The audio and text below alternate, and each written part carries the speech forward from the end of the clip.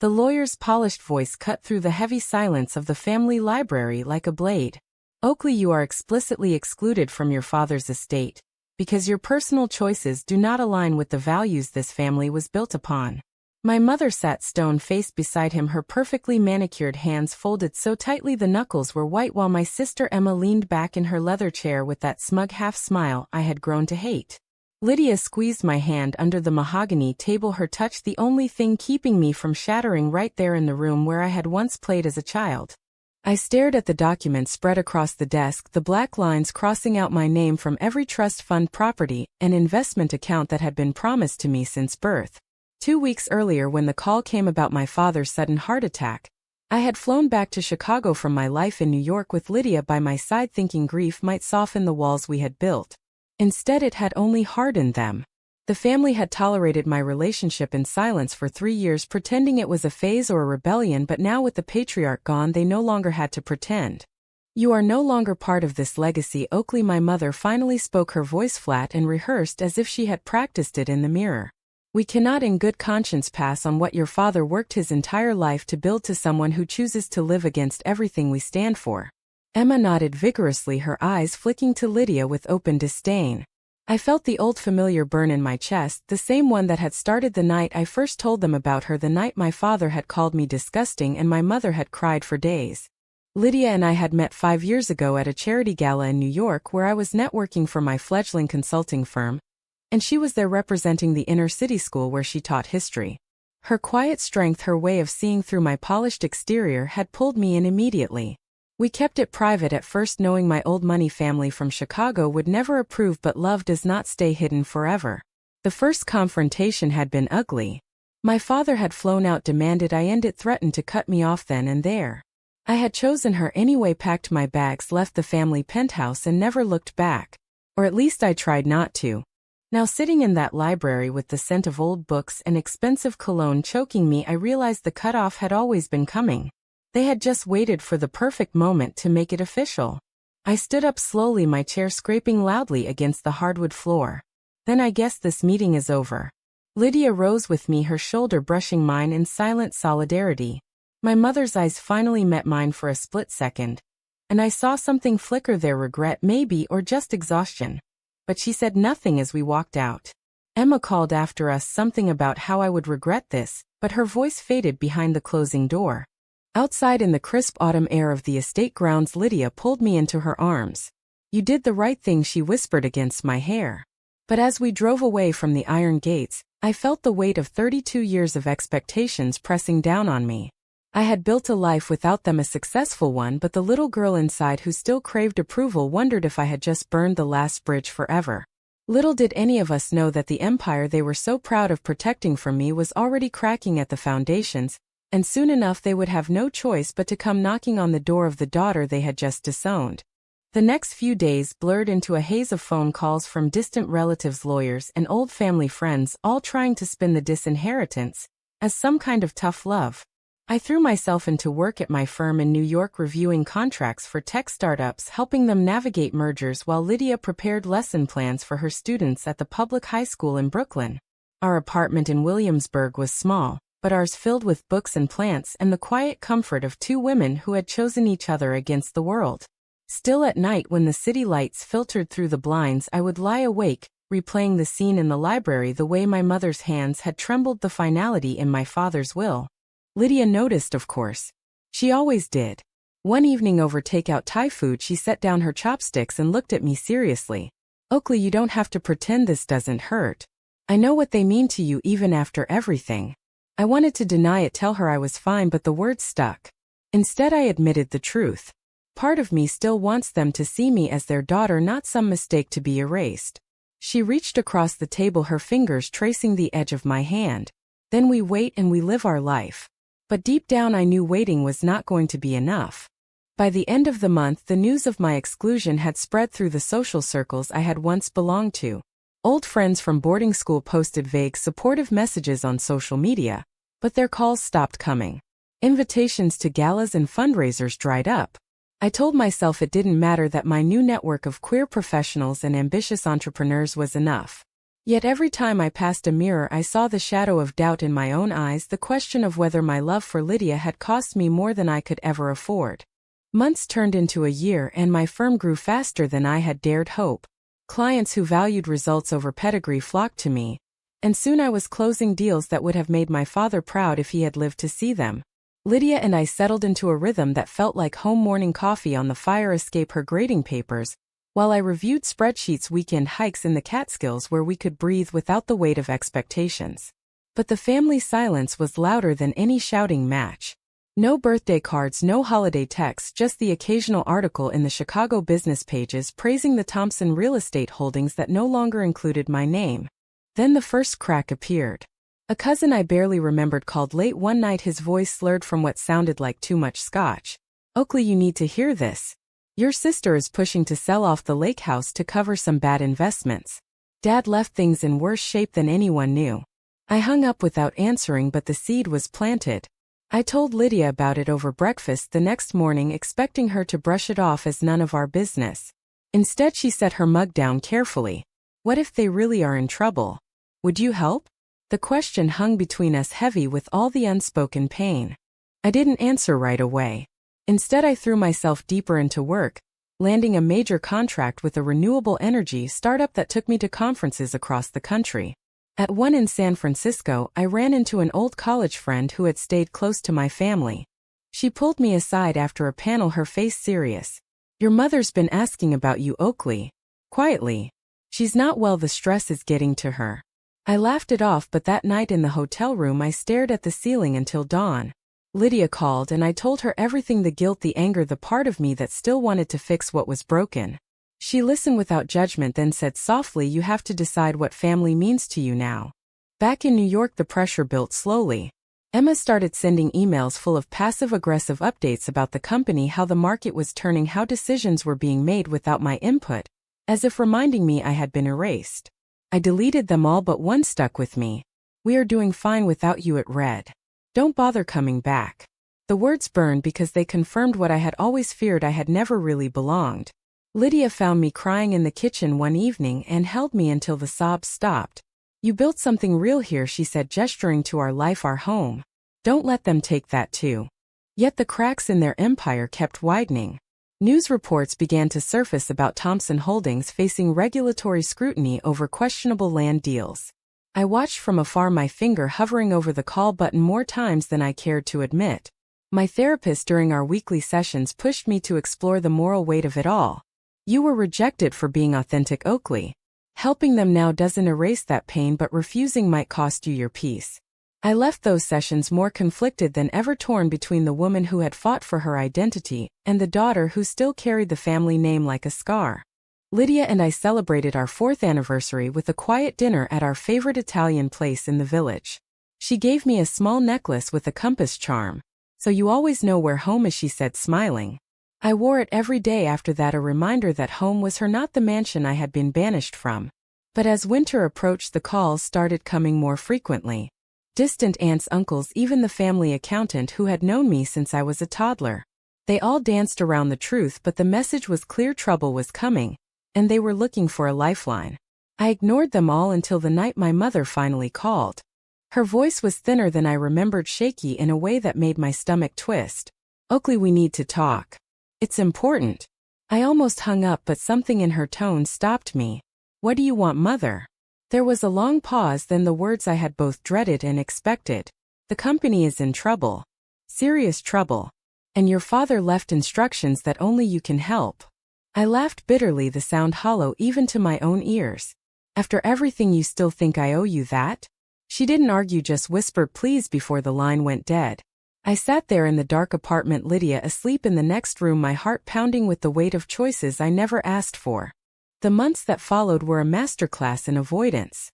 I buried myself in back-to-back projects, expanding my firm to a second office in Boston, hiring staff who saw me as a mentor, not a disappointment.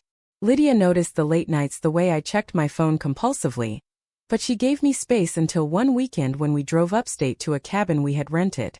Sitting by the fire with snow falling outside, she finally spoke. "You can't keep running from this, Oakley. They're your blood, whether you like it or not." I snapped back harder than I meant to. Blood didn't stop them from throwing me away when I chose you. She didn't flinch, just took my hand. And choosing me doesn't mean you have to destroy yourself trying to prove you're better than them. Her words lingered long after we returned to the city. I started researching quietly late at night after she fell asleep.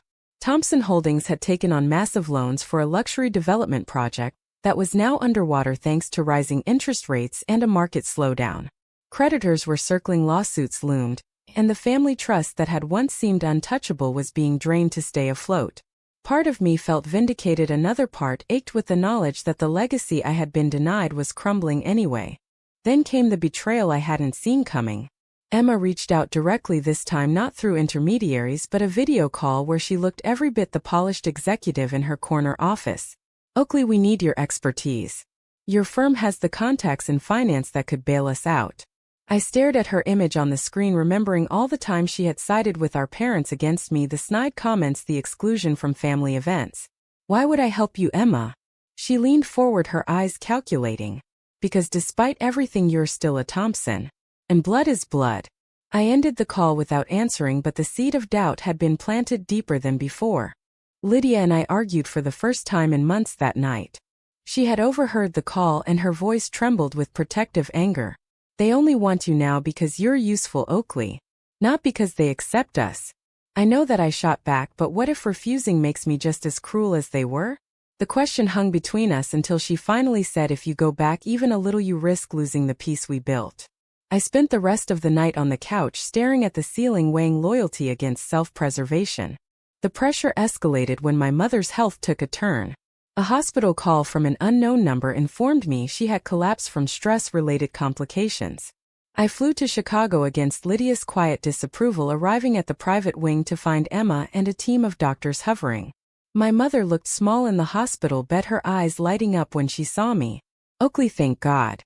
The company, the debts, it's all falling apart." I sat beside her listening as she detailed the millions owed, the potential loss of the family home, the social humiliation that would follow. For the first time I saw genuine fear in her eyes, the kind that comes from realizing control is an illusion. I left the hospital that day with a heavy folder of financial statements and a promise to review them, nothing more. Back in New York, Lydia met me at the airport, her expression guarded. "Did you tell them no?"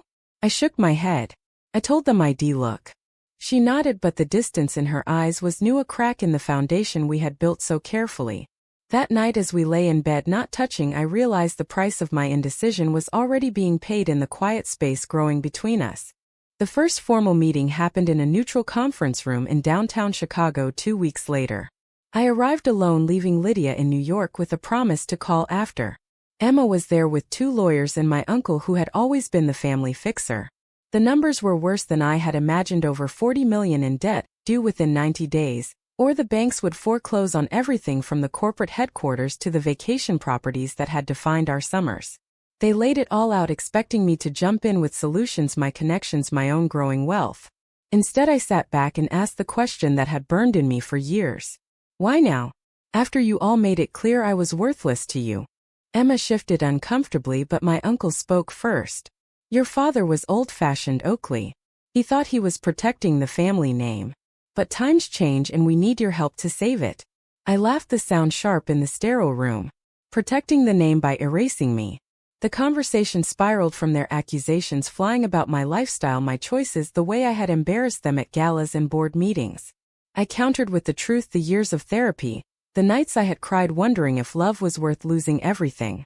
By the end, no agreements were reached, but the door was cracked open. Lydia was waiting for my call that night, her voice tight when I recounted the details. "They're manipulating you, Oakley. Don't let guilt cloud what you know is right." I wanted to agree, but the image of my mother in that hospital bed haunted me.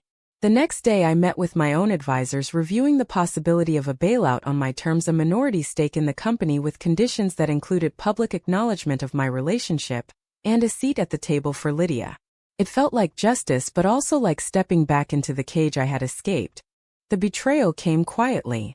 Emma leaked details of our meeting to a society columnist, who painted me as the prodigal daughter demanding special treatment because of my alternative lifestyle. The article spread like wildfire through the circles I had left behind, turning sympathy into scandal. Lydia saw it first, sending me the link with a single message: "We need to talk." When I got home, she was packing a bag, her eyes red. "I can't watch you destroy yourself for people who will never accept us." The fight that followed was raw, years of suppressed pain pouring out. I accused her of not understanding family duty. She accused me of choosing them over our future. By morning, she had left for her sister's place in Queens, leaving me alone with the folder of debts, and the growing realization that helping them might cost me the one person who had never asked me to be anyone else. I spent the next week in a fog of meetings and sleepless nights. My firm suffered as I diverted time and resources to analyzing the Thompson mess. Clients noticed my distraction, but I pushed through, drafting proposals that would inject my capital in exchange for structural changes, diversity initiatives on the board, public statements about inclusion. Each clause felt like a small victory, a way to rewrite the legacy that had rejected me. Yet every time I reviewed the documents, I heard my father's voice calling me unnatural, my mother's silence that had hurt more than words. Lydia and I reconciled tentatively over coffee in a neutral cafe. She looked tired but determined. "I love you, Oakley, but I won't stand by while they use you again." I promised her boundaries, real ones with legal protections and a timeline.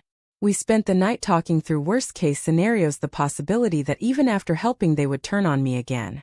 Her support steadied me, but the cost was clear in the way she held me a little tighter, as if afraid I might slip away. The family meeting where I presented my terms was tense. My mother had been released from the hospital and sat at the head of the table looking frilier than ever.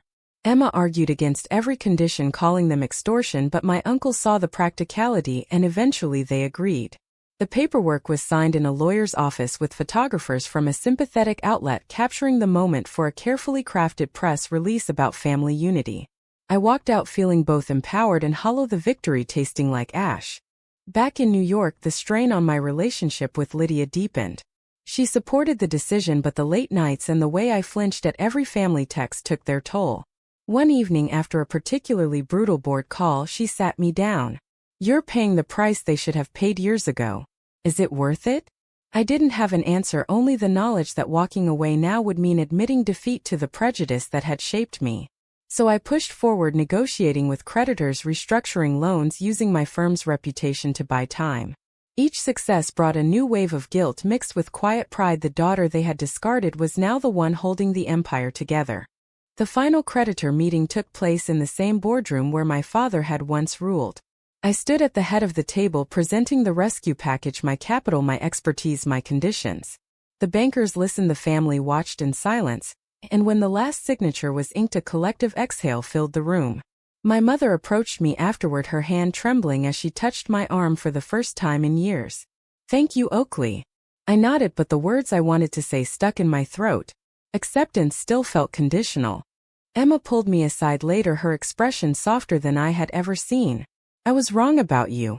About all of it." I wanted to believe her, but the years of betrayal had left scars too deep for one moment to heal. Lydia met me at the airport when I flew home, her arms open without reservation. "You did it on your terms," she said, and I felt the weight lift slightly. We spent the next weeks rebuilding our life, quiet dinners, long walks, the compass necklace still around my neck, now pointing firmly toward the future we had chosen together. The family empire stabilized, but the changes I demanded stuck. A pride initiative was launched at the company, the first in its history, and my name appeared on documents not as an afterthought but as a key stakeholder. Yet the inner work continued, the therapy sessions where I unpacked the cost of my choices, the nights I still woke wondering if forgiveness had been weakness or strength. Lydia and I grew closer through it all, our love the anchor that had never wavered. In the end, as I stood on our rooftop looking out over the city lights with Lydia beside me, I realized the true inheritance was not the money or the name but the courage to define family on my own terms. The question that lingers for anyone facing the same crossroads is this: when the people who rejected you for who you love finally need your help, does saving them prove your compassion, or does protecting the life you built without them reveal your true strength?